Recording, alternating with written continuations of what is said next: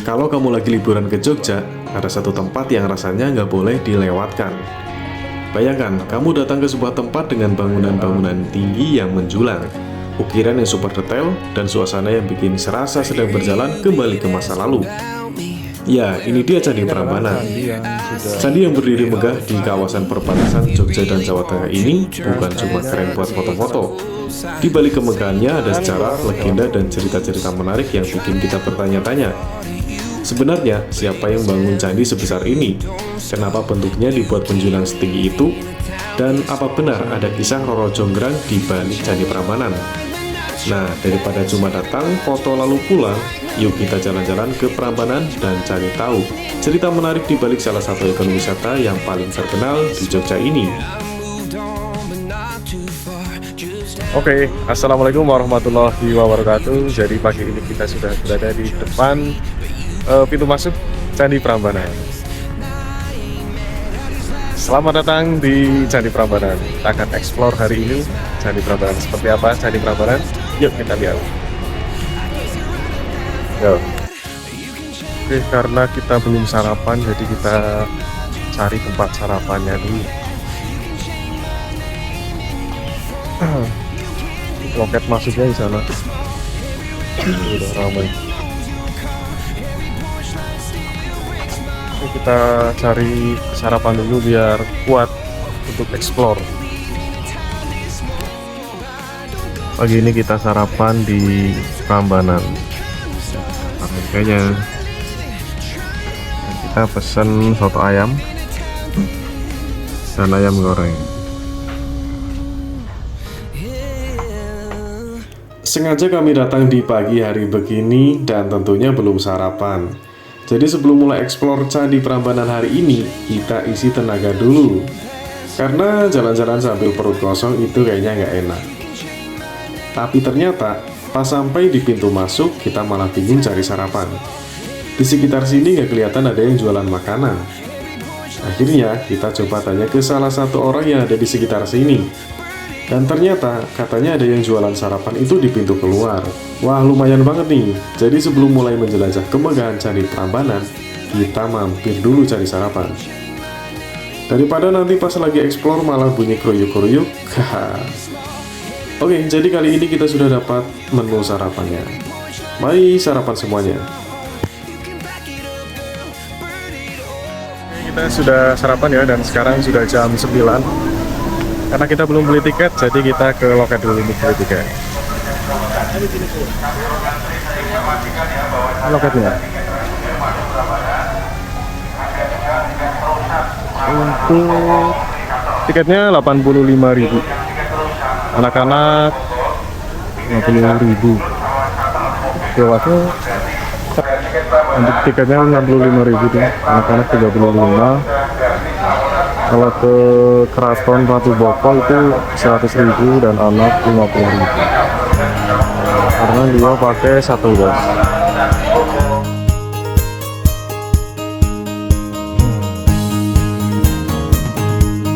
Setelah perut kenyang dan tenaga sudah terkumpul, sekarang waktunya kita mulai petualangan di Candi Prambanan. Tapi sebelum masuk dan melihat langsung kemegahan candinya, tentu kita harus beli tiket terlebih dahulu.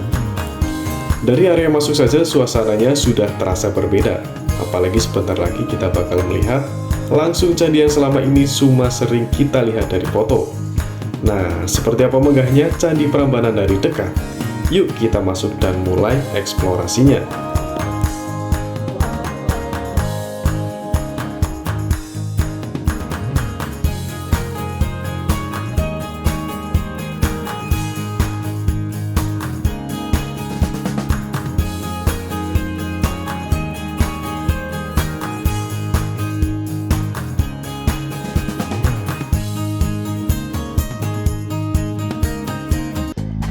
Oke, kita sudah masuk ke area Candi Prambanan.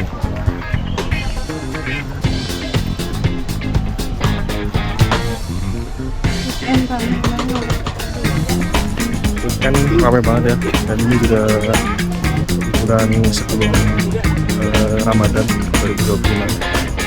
Ya, sekarang sedang ada di sini. Ini candinya Kemudian di sini ada juga candi-candi yang lain. Dan keluar lewat sini. Ini ada rusa juga ya. Prambanan, Lumbung, Dubra, Sewu, Kafe, Sewu, Musola. Oke, kita lanjut ya.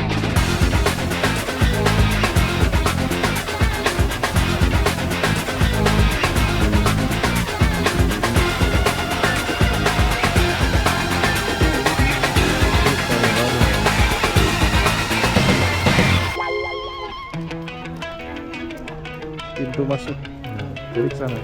Oke guys, kita sudah berada di area Candi Prambanan. Di sini juga ada pelang petunjuk yang menunjukkan bahwa Candi Prambanan berada di area ini. Nah, dari sini kita bisa melihat secara langsung kemegahan Candi Prambanan. Yuk kita lanjut masuk dan melihat lebih dekat. Kondisi area Candi Prambanan juga terlihat sangat rawat dan bersih. Suasananya nyaman, sehingga pengunjung bisa menikmati keindahan candi dengan lebih tenang.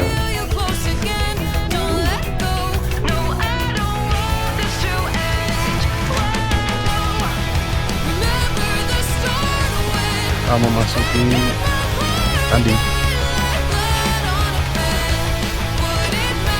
Halo, selamat pagi. Jadi kita sudah di depan Candi Prambanan. Ramai banget ya, ini sebelum liburan puasa. Banyak sekali ini. Oh ya, untuk ke Candi Prambanan ini bagusnya pagi ya atau sore karena nggak panas ya. Kalau siang ini panas banget guys. Nah, di sini banyak ini ya, kayak reruntuhan candi ya. Oke, kita mau naik ke atas ya.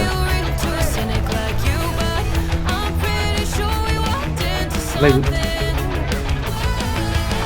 Hari ketiga. Hari ketiga ini kita explore Candi Prambanan.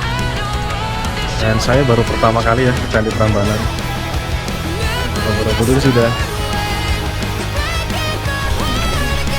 Tahukah kamu, di balik megahnya Candi Prambanan tersimpan sejarah dan legenda yang sudah bertahan selama lebih dari 1000 tahun. Berdiri menjulang di tanah Jawa, candi ini bukan hanya sekedar bangunan kuno, tetapi juga menjadi saksi kejayaan kerajaan Mataram kuno dan perkembangan agama Hindu di Jawa. Lalu, siapa yang sebenarnya membangun Candi Prambanan dan apa makna di balik kemegahannya? Mari kita telusuri sejarahnya. Candi Prambanan adalah kompleks candi Hindu terbesar di Indonesia yang terletak di perbatasan daerah istimewa Yogyakarta dan Jawa Tengah. Candi ini dibangun sekitar abad ke-9 Masehi pada masa kerajaan Mataram kuno. Candi Prambanan diperkirakan mulai dibangun sekitar tahun 850 Masehi oleh Rakai Pikatan dari Wangsa Sanjaya. Kemudian pembangunannya dilanjutkan dan diperluas oleh penerusnya seperti Rakai Balitung. Candi ini dibangun sebagai persembahan kepada Trimurti, yaitu 3 dewa utama dalam agama Hindu, yaitu Dewa Siwa, Dewa Wisnu, dan Dewa Brahma. Adalah candi utamanya. Mengapa Candi Siwa menjadi bangunan utama di kompleks Candi Prambanan? Jawabannya adalah berkaitan dengan kepercayaan Hindu. Prambanan dibangun untuk memuliakan Trimurti, yaitu Brahma sebagai pencipta, Wisnu sebagai pemelihara, dan Siwa sebagai pelebur. Di antara ketiganya, Siwa mendapat tempat paling utama. Karena itu, Candi Siwa dibuat paling besar dan paling tinggi, yaitu mencapai sekitar 47 meter. Di dalamnya terdapat arca Siwa Mahadewa, sementara di luar lainnya terdapat arca Durga, yang dalam tradisi lokal kemudian dikaitkan dengan legenda Roro Jonggrang.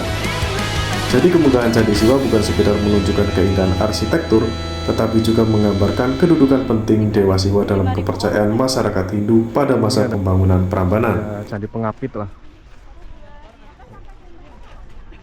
Di dalam Candi Prambanan terdapat 240 candi, meskipun tidak semuanya masih utuh. Candi utama adalah Candi Siwa yang tingginya sekitar 47 meter, menjadikannya bangunan tertinggi di kompleks. Dinding candi dihiasi relief kisah Ramayana dan Krishnayana yang hingga kini menjadi inspirasi pertunjukan sendratari Ramayana di kawasan Prambanan. Selain sejarahnya, Candi Prambanan juga terkenal dengan legenda Roro Jonggrang, yaitu kisah rakyat tentang seorang putri yang dikutuk menjadi arca batu sebagai bagian dari cerita pembangunan 1000 candi.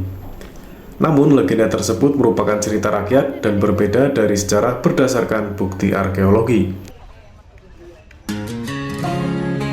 Setelah pusat kerajaan Mataram berpindah ke Jawa Timur pada abad ke-10, Candi Prambanan mulai ditinggalkan. Gempa bumi dan letusan gunung berapi menyebabkan banyak bangunan candi runtuh dan tertimbun. Pada tahun 1811, reruntuhan Prambanan ditemukan kembali pada masa pemerintahan Inggris di Jawa. Pemugaran besar-besaran dimulai pada awal abad ke-20 oleh pemerintahan kolonial Belanda dan terus berlanjut setelah Indonesia merdeka. Pada tahun 1991, Candi Prambanan ditetapkan sebagai situs warisan dunia UNESCO karena nilai sejarah, arsitektur, dan budayanya yang sangat tinggi. Candi Prambanan bukan sekedar bangunan megah yang berdiri sejak lebih dari 1000 tahun yang lalu. Candi ini merupakan saksi perjalanan sejarah, kepercayaan, dan kejayaan peradaban Jawa pada masa Mataram kuno. Dari kisah Rakai Pikatan, kemegahan Candi Siwa, hingga relief Ramayana dan legenda Roro Jonggrang, setiap bagian Prambanan menyimpan cerita yang berharga. Kini tugas kita bukan hanya mengagumi keindahannya, tetapi juga menjaga dan melestarikan warisan budaya ini agar kisah Candi Prambanan tetap hidup dan dapat dikenal oleh generasi yang akan datang. Demikianlah secara singkat tentang Candi Prambanan. Candi Lumbung. Jadi masih banyak candinya ya, Candi Sewu, Candi Budra, Candi Lumbung. Candi Prambanan arah sana. Jadi areanya sangat luas ya. Oke, kita mau ke Candi Lumbung. Tidak jauh dari megahnya Candi Prambanan, terdapat sebuah candi yang mungkin belum banyak diketahui orang, yaitu Candi Lumbung. Oke, kita masuk ke Candi. Candi Lumbung memiliki satu candi utama yang dikelilingi oleh 16 candi perwara. Meski ukurannya tidak sebesar Prambanan, candi ini menyimpan keunikan arsitektur yang menjadi bukti bahwa perkembangan agama Hindu serta peradaban Jawa pada masa lampau. Lalu mengapa candi ini disebut Candi Lumbung? Dan apa fungsi sebenarnya pada masa lalu? Itulah salah satu cerita menarik yang masih bisa kita telusuri dari peninggalan ini. Next, kita ke sebelah sini ya. Mengapa candi ini disebut Candi Lumbung? Nama Lumbung sebenarnya bukan nama asli yang diketahui dari masa pembangunannya. Nama tersebut diberikan kemudian oleh masyarakat karena bentuknya dianggap menyerupai lumbung. Gempa atau apa ya, nggak tahu. Namun, jangan salah sangka, Candi Lumbung bukanlah gudang untuk menyimpan padi. Itulah Candi Lumbung. Berdasarkan bentuk dan susunan bangunannya, candi ini diperkirakan memiliki fungsi yang berkaitan dengan kegiatan keagamaan Hindu. Candi ini diperkirakan memiliki fungsi yang berkaitan dengan kegiatan keagamaan Hindu pada masa Mataram kuno. Atau rusak ya. Dengan satu candi utama yang dikelilingi 16 candi perwara, Candi Lumbung menjadi salah satu bukti bahwa kawasan Prambanan dahulu merupakan pusat kehidupan keagamaan dan kebudayaan yang penting. Sebenarnya di sana itu masih banyak candi Bubra, candi apalagi ya, masih banyak. Tapi karena sudah capek ya kita pulang aja guys. Setelah mengunjungi Candi Lumbung dan melihat secara langsung peninggalan sejarah dari masa Mataram kuno, perjalanan kita belum selesai.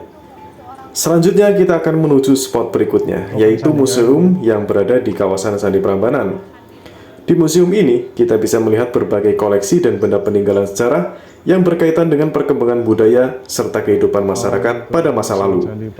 Museum ini juga membantu kita memahami lebih jauh bagaimana candi-candi di kawasan Prambanan dibangun, digunakan, hingga mengalami proses pelestarian dan pemugaran. Jadi setelah melihat bangunan candinya secara langsung, di museum inilah kita bisa mengenal lebih dekat cerita dan benda-benda yang menjadi bagian dari sejarah Prambanan. Nah, setelah sampai di museum, kira-kira benda apa saja yang ada di dalamnya? Di sini kita bisa melihat berbagai peninggalan dan koleksi yang membantu kita mengenal lebih dekat sejarah kawasan Prambanan, mulai dari arca hingga benda-benda yang berkaitan dengan kehidupan dan kebudayaan masa lalu. Lalu, seperti apa bentuk dan cerita di balik benda bersejarah tersebut? Mari kita masuk dan saksikan bersama. Di sini ada miniatur Candi Prambanan dan candi lainnya. Arca Nandi.